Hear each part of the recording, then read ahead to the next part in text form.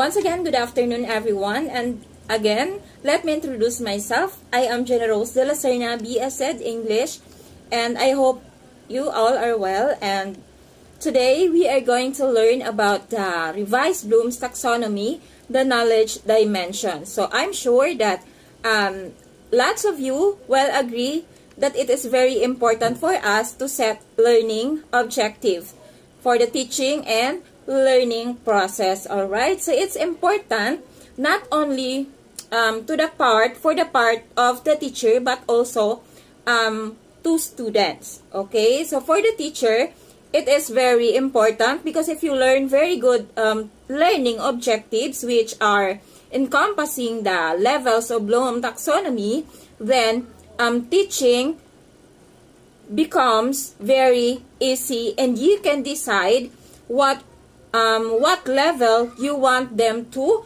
reach. So for the learners, it is very important because they can set their own learning objectives, and they can also decide better to go their teaching and learning material that helps them to get motivated, all right, in learning. So that's setting the learning objectives for a teacher is extremely necessary. So with the help of the revised Bloom's taxonomy, it will help the teacher to set learning objective.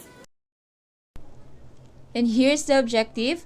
At the end of the discussion, students will be able to first discuss the steps included in Bloom's taxonomy. Second, explain the aspects of knowledge of specific detail and elements.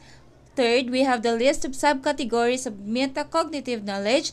And last, discuss the aspects of knowledge of cognitive task. Now, let's discuss the 4 dimensions of knowledge.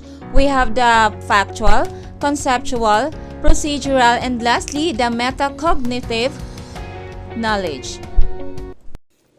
Now, let's take a look at knowledge dimensions. Under this, let's discuss the facts, or commonly known as factual knowledge. So, factual knowledge, as the name implies, this refers to facts, alright? This refers to essential facts, terminology, details, or elements student must know or be familiar with in order to understand a discipline or solve a problem in it. So basically, factual knowledge comprises of larger base of information that the learner will learn. So it is a basic knowledge that the learner must learn so that they will later use it by achieving higher learning objective. So factual knowledge also has its own meaning, has its own existence, as well as its own importance. So as you can see on the screen, there are 2 subtypes of factual knowledge. So first, we have the knowledge of terminology and the knowledge of specific details and elements. Alright? Now, let's discuss what is knowledge of terminology. So, knowledge of terminology, these are the independent facts which have a meaning and value of their own. Now, let's discuss the first example, the vocabulary terms. An example of vocabulary terms is that we have the term benign, we also have the term malignant. So that 2 opposite terms are commonly used by doctors as a result for their findings from the examined nodules. So that's an example of vocabulary terms that only doctor use that term. In mathematical symbols, we have the term and thus, which are commonly used only in mathematics for solving numerical problems. So next, we have the musical notation.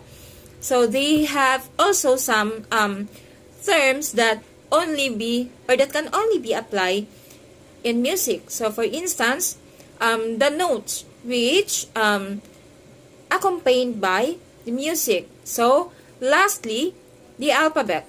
So through letters, we can create words So, in other words, alphabet is the foundation of words. And this tree has its own terms and importance and can be fall in the knowledge of terminology. Now, let's discuss what is the knowledge of specific details and elements. So, it includes knowledge of things such as, so as a given example, the food pyramid. So, the food pyramid, as you can see, they have the components, their own components, and of course, it is necessary for us to memorize those components because our body gets nutrition from it, alright? So, if you consider that things or the name of this individually, this will be falling under the knowledge of terminology, but when you think of these details together, this will be fall under the specific details and elements. So, while in names of congressional representatives, we need to be more knowledgeable to their basic information under specific details because they represent at the same time, they are the voice of the people at the Congress. So, whereas in the major battles of World War II, we need to be more knowledgeable for the specific details of that event because it is the part of our history and it enables us to develop better understanding of the world which we live in. Okay, now let's talk about the conceptual knowledge. So this refers to the interrelationship of facts. It is facts put together within a larger structure that enable them to function together. It is knowledge of classification principles, generalization, theories, models, or structure pertinent to a particular disciplinary area. So basically, conceptual knowledge has three subcategories. So these are knowing information, classification, and categorization.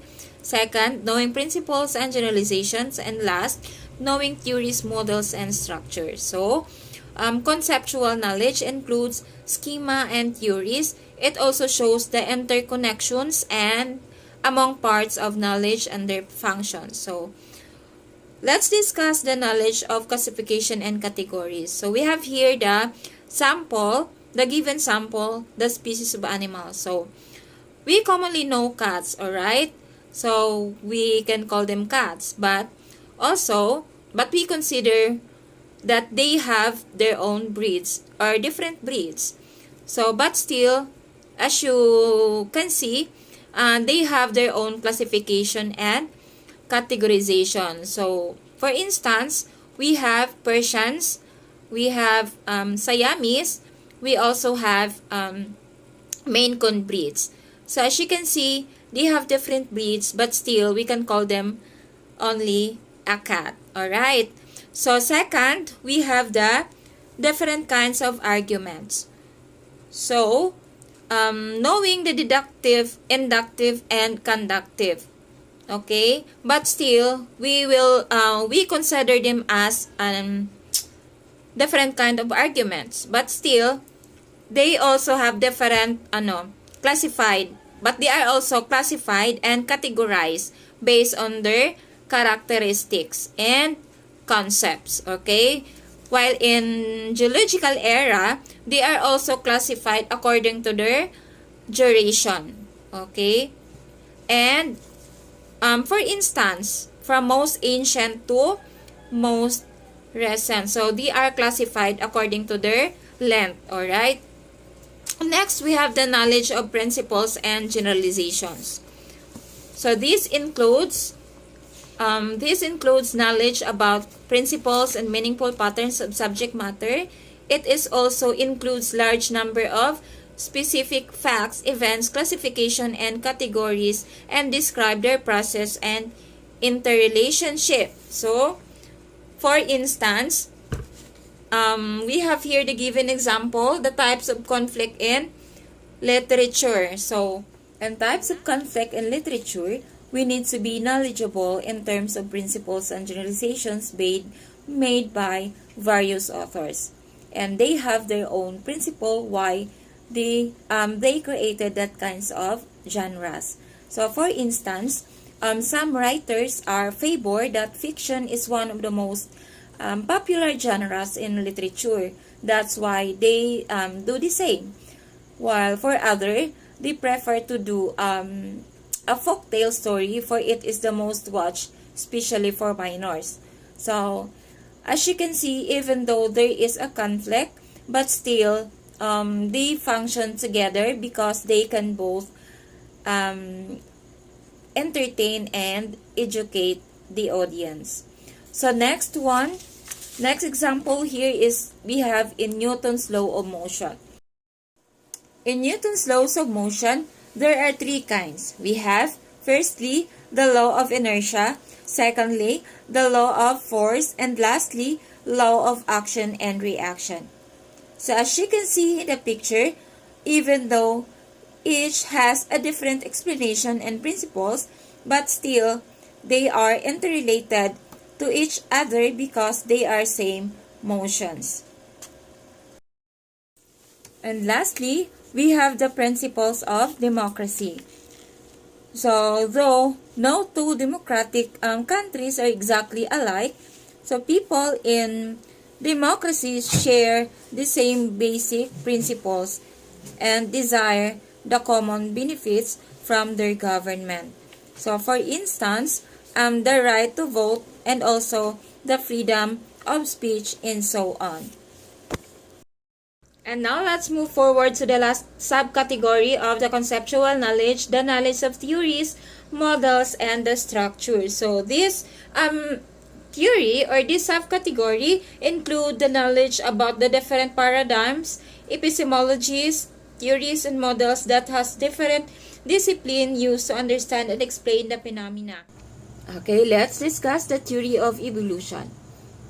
So the theory of evolution by Charles Darwin stated that all species of organisms arise and develop through the natural selection of small inherited variations that increase the individual's ability to compete, survive, and reproduce. So for instance, as you can see in the screen, the evolution of Homo sapiens. So during a time of dramatic climate change 3,000 years ago, Homo sapiens evolved in Africa. So like every humans that were living at this time, they gathered and hunted food and evolved behaviors that helped them to respond challenges of survival. Okay, next we have the economic theory. So as you know the fact that there are various economic theory types. So, for instance, the supply and demand. So, supply and demand is a theory in microeconomics that offers an economic model price determination. And for instance, as the supply of a good or service decreases and consumer demand insists, so the price of it may increase. So, in this case, the demand is greater than supply. So, and if the supply of good and service increases and consumer demand decline. So the price of it may deficient. So in this case, the supply is much greater than the demand. So for example, gasoline. So during the midst of pandemic, the price of gasoline depreciated, right? Because people are not allowed to go outside because of lockdown. So because of that, fewer vehicles and trucks are allowed to travel. So in this case, the supply of goods are much greater than demand. But nowadays, since our lockdown lifted, so gasoline are much more expensive because people are allowed to go outside. That's why our economic slowly started to go back normal. So in this case, the demand is much greater than supply. So aside from this theory, there are various theory types. So, as I've said earlier, so although they may differ in principles, but they share a common goal to balance the resources, the distribution of wealth, and the wants and needs of the consumer. Okay, so let's discuss the DNA model. So DNA is made of chemical building blocks called nucleotides. So their building blocks are made of 3 parts: phosphate group, sugar group, and one of the 4 types of nitrogen bases. So to form a strand of DNA, nucleotides are linked into chains with phosphate and sugar groups alternating. So DNA contains the instructions needed for an organism to develop, survive, and reproduce. So to carry out functions, DNA sequence must be converted into messages that can be used to produce proteins, so which are the complex molecules that do most of the work in our bodies. So for instance, the 4 types of nitrogen bases found in nucleotides are the adenine, the thymine, the guanine, and the cytosine. So the order or the sequence of their bases determines what biological instructions are contained in a strand of DNA. So for example, the sequence of 8-CGTT might instruct for blue of DNA, for blue eyes rather. So while the ATCGCT might instruct for brown. So the same goes to other parts of the body and other functions. Let's move forward to procedural knowledge. So, procedural knowledge, this is knowing how to do something, refers to information or knowledge that helps students to do something specific to discipline, subject, or area of study, and it includes knowledge of methods of inquiry, criteria for using skills, algorithms, techniques, and also methods. So, procedural knowledge basically is the knowledge about how, when, or which procedure to follow. Okay, so as a part of learning, students learn different kinds of procedure, like for instance in solving mathematical problems. So procedural knowledge has a 3 subtypes. So first, we have the knowledge of specific skills and algorithms. Second, we have the knowledge of subject-specific techniques and method. We also have, lastly, knowledge of criteria for determining when to use appropriate procedures. So, for instance, we will now, proceed to the knowledge of specific skills and algorithms. The first subtype of procedural knowledge. So, here, procedure for, the given example here is procedure for solving quadratic equations. Okay, so procedure for solving quadratic equations, so as a part of students solve numerical problems. So when solving mathematical problems, so generally they know which procedure to follow on how to solve a certain equation or a certain problem. So this knowledge about how to follow procedure falls, of course, under the procedural knowledge, because procedural means you need to do it in a step-by-step process so that you can come up into an accurate result. Okay. Next we have here is the mixing of colors for oil painting. So here, knowledge about on how to be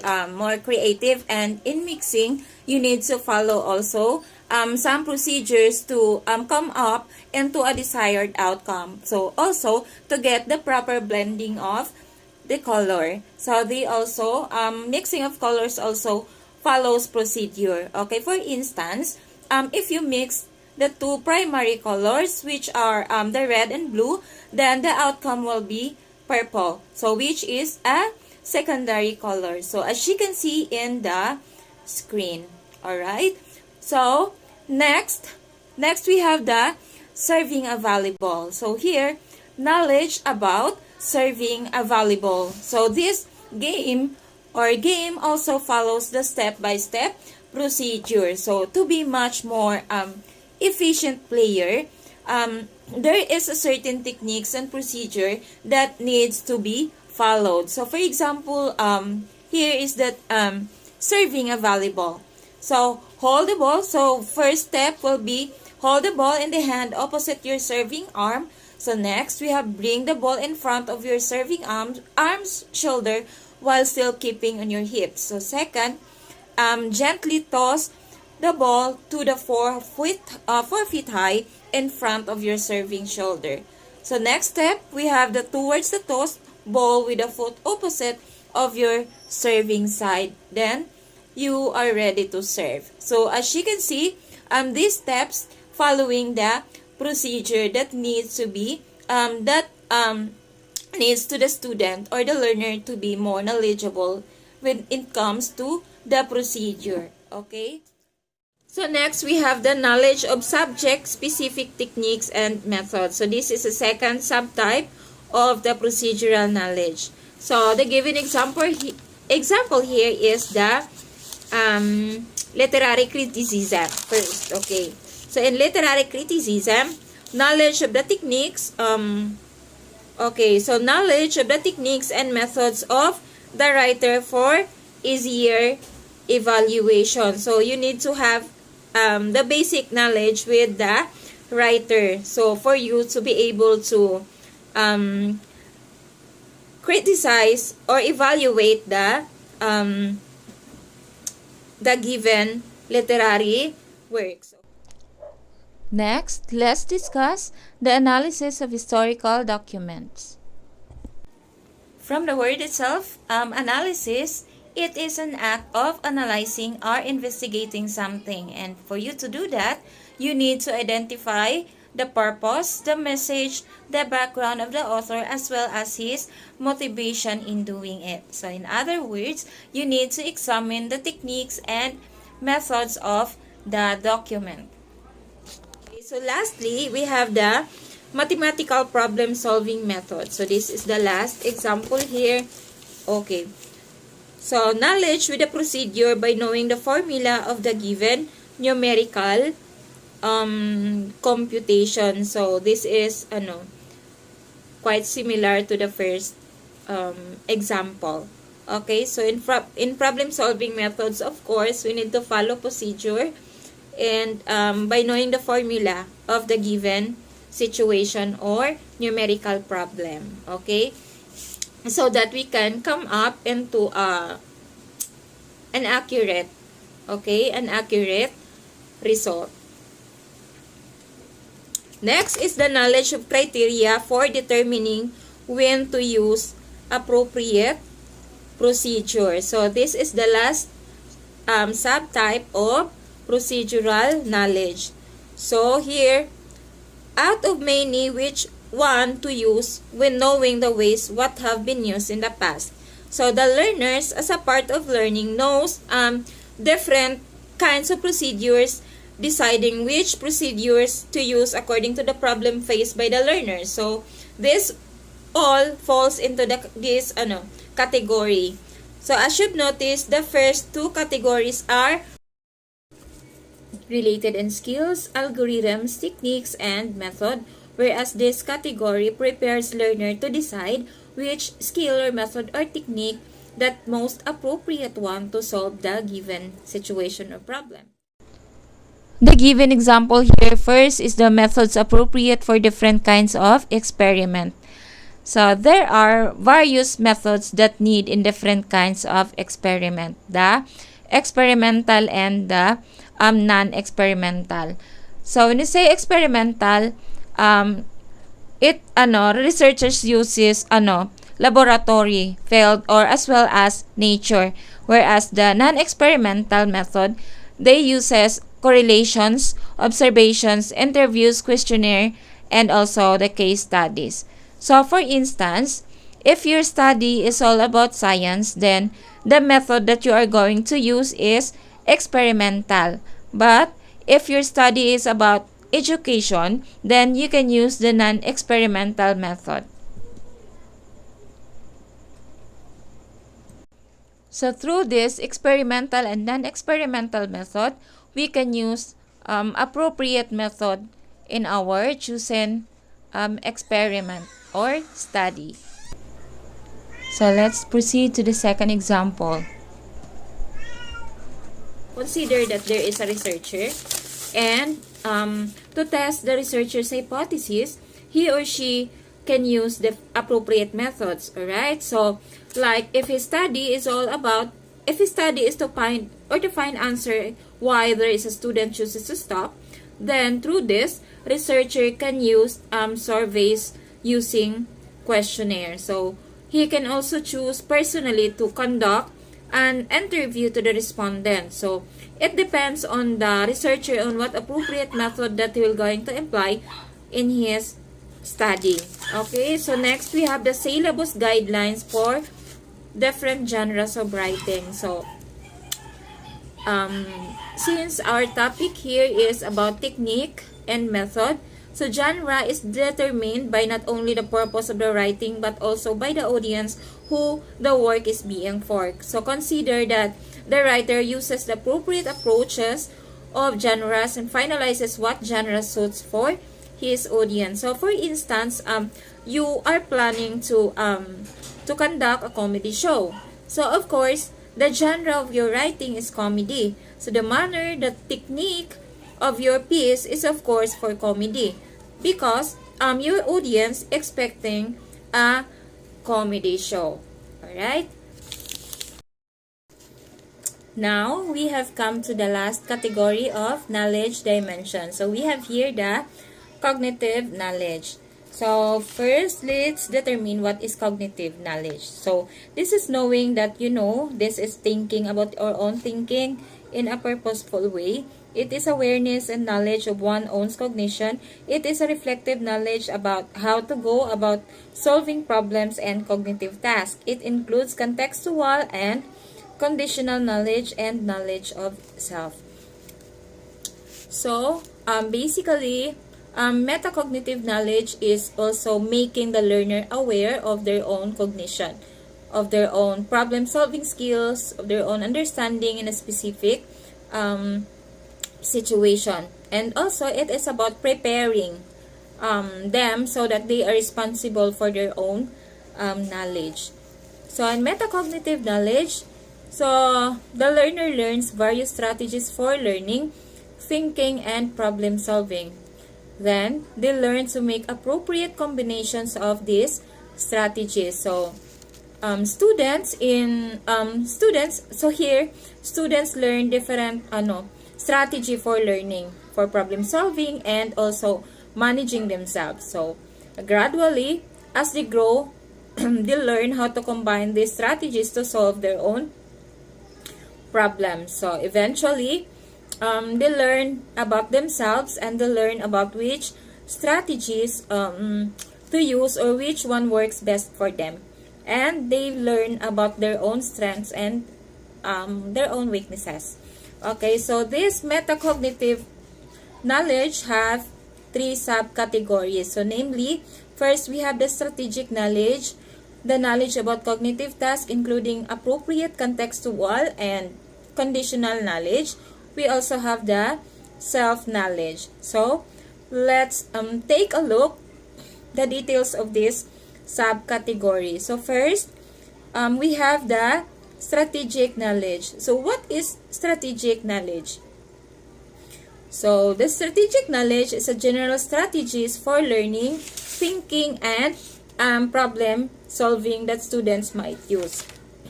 So, the teacher makes use various strategies so that the learners learn. Okay?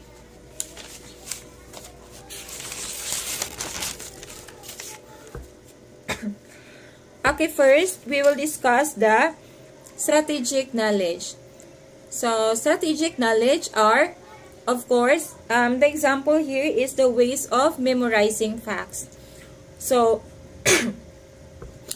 teachers also teach the students on how to memorize facts by converting the words to picture. Okay? So, for instance, teacher use pictures to help challenge learners to successfully decode and identify the pictures provided by the teacher. So, through that, teachers believe that learners can be able to memorize facts more easier. Okay, so next we have the reading comprehension.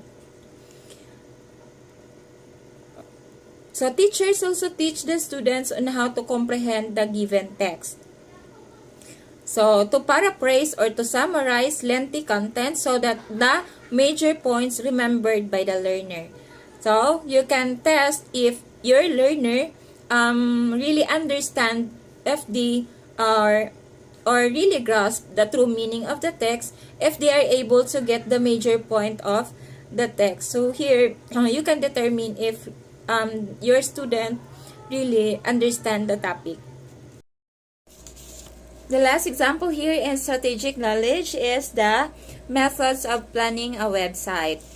So, website planning is a step-by-step process of all the website aspects that needs to be identified before the development takes place. So, for example,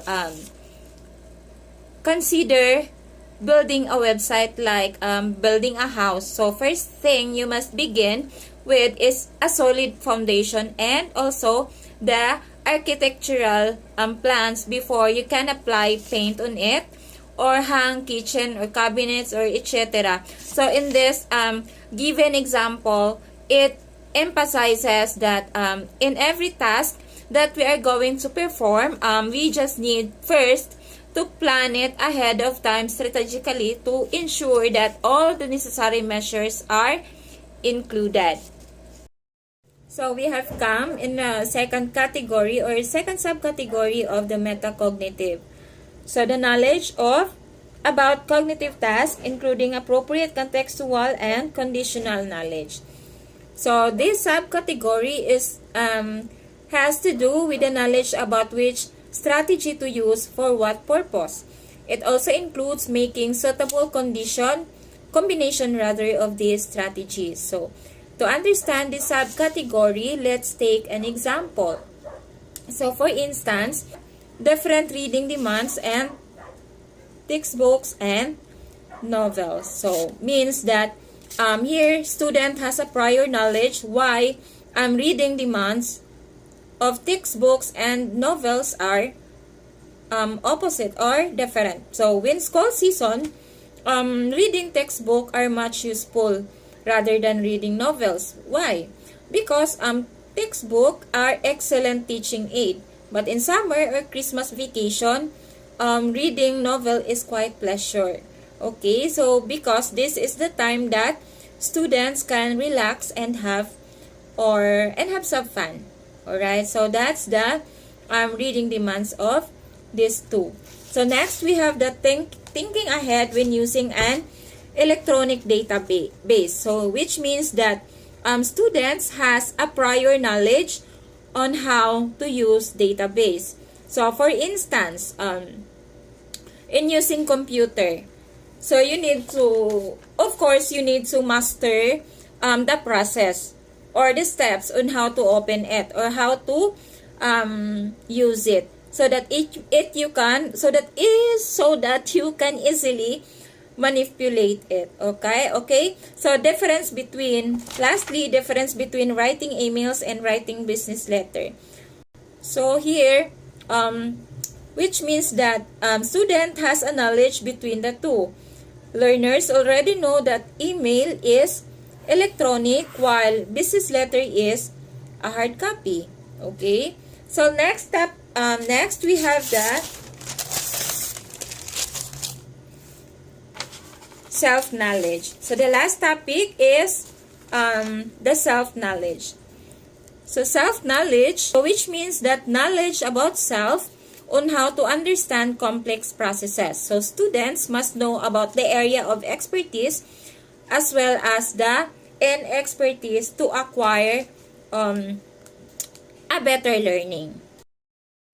To understand the self-knowledge, so let's take a look with some examples here. So we have the need for a diagram or chart to understand complex processes. So here, as we know the fact that some students can acquire a better learning through the help of illustration or chart. Okay, so students must know the area of expertise or must know their areas of expertise and the inexpertise or the weaknesses and strength of the student so that he can acquire a better learning. Next, we have the better comprehension in quiet environments. So, which means that students has a knowledge about what particular on what particular environment suits for them. So, for instance, some learners prefer to learn in quiet environments. So, whereas the other prefer to collaborate with other to have a better understanding in the given topic. So, next, we have the need to discuss ideas with someone before writing an essay. So, which means that students has a knowledge about what particular behavior he or she may going to attain. So, for instance, some learners prefer to do writing alone and some are prefer to collaborate to someone and share their ideas to strengthen their points. Yes, okay. So, because some instances that students are not really good in written and but you need to have a knowledge on how to develop your weak areas. Okay, so with this, we have come to the end of learning about knowledge dimension and revise Bloom's taxonomy. Since the revised Bloom's taxonomy has been presented by my co-presenter, we will now dive into the table which just proposed by the revised Bloom's taxonomy. So this table has a knowledge dimension whereas or across the rules and the cognitive process dimension across the column. So learning objectives are placed inside this table. So as you can see, the intention of this table is to alert the teacher about the areas of content as the corresponding potential performances has not been identified. Okay, so once the objectives are placed, relevant and suitable strategies can be adapted by the teacher to achieve those learning objectives. So we can also note that the knowledge dimensions includes factual knowledge, conceptual knowledge, procedural, and lastly the metacognitive knowledge, whereas the cognitive processes dimension includes, so as you can see in the table, we have remember, understand, apply, analyze, evaluate, and create. So, by this table, you can observe that the cognitive process dimension has different level of objectives. So, which are to be set by whom? To be set, of course, by the teacher. So, the teacher can consider factual knowledge from her content, which in terms to teach and design learning objectives for remember level, understand, evaluate, or whichever level she wishes to learners to reach. Alright? Here are examples of cognitive activities from the lowest to the highest cognitive process. First, we have remembering. Produce the right information from memory. First, recognizing. Recognize the cat in a diagram of different kinds of mammals. Identify spherical objects in your classroom. Record all the books that related to psychology. Recalling. Repeat the procedure on how to operate a fax machine. Recall a topic could not have been discussed yesterday. List the different methods of philosophy. Next, we have the understanding. Make meaning from educational materials or experiences. First, interpreting. Describe the photosynthesis equation into words. Illustrate a diagram of the nervous system. Second is exemplifying. Interpret the Egyptian hieroglyphs using the Rosetta Stone. Illustrate the Newton's law of motion. Next, classifying. Identify the primary colors in the color wheel. Recognize English literature books in the library using card catalog method. Next, inferring. Express opinion about educational online platform. Conclude about the literary text that was read earlier. Next, comparing. Differentiate online classes from traditional learning. Compare the positive and negative impact about climate change. Next, explaining. Define the meaning of the word equilibrium. Discuss the Darwinian theory of evolution. Explain how gravity works. Applying. Use a procedure. First, executing. Demonstrate how to perform CPR. Apply the step-by-step process in accomplishing a task. Operate on how to use formula in numerical problem. Next, implementing. Employ traditional method of learning in grade school. Practice using English language as a medium.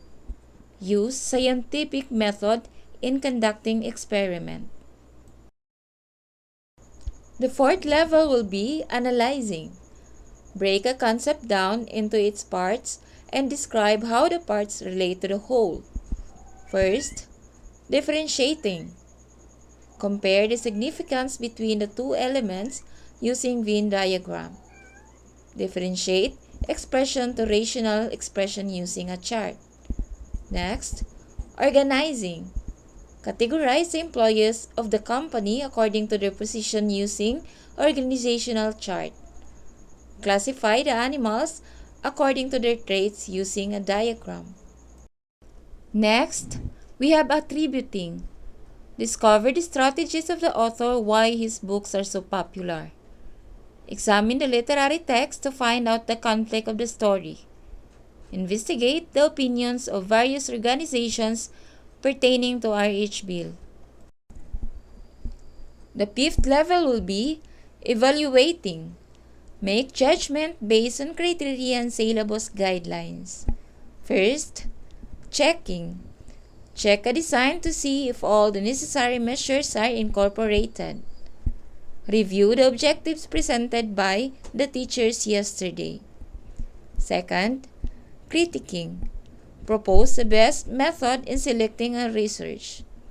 Formulate new objectives in lesson planning based from the rectification. The highest level will be creating.